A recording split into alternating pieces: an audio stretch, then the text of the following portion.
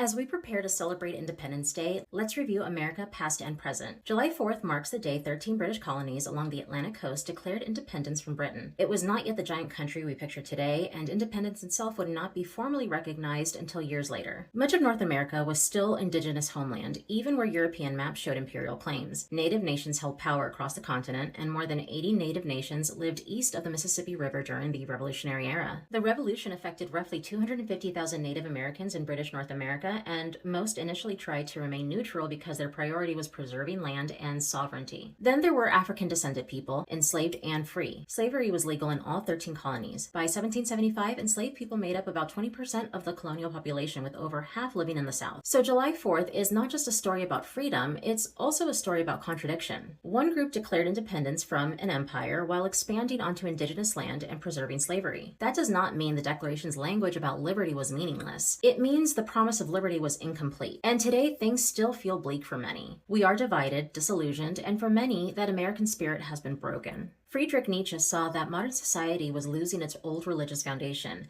When he wrote that God is dead, he did not simply mean that people stopped believing in God. He meant that the old source of meaning, morality, and order was collapsing. But people didn't necessarily create a new source of meaning. Instead, they replaced religion with systems of order, like politics, nationalism, law, public morality, social respectability, and herd opinion. In America, that crisis of meaning is everywhere. Mainstream America often treats culture as something to consume rather than something to inherit, protect, and build. People are so starved for culture that they appropriate from communities they have no real relationship to, or so starved for spirituality that those actively seeking it often find there are few places to learn, gather, and share experience in a grounded way. And those of us who were exposed to our ancestral cultures can see how easily those traditions fade with each US-born generation. We are submerged in contradiction and injustice. We are becoming sicker as we watch colonial patterns continue in new forms.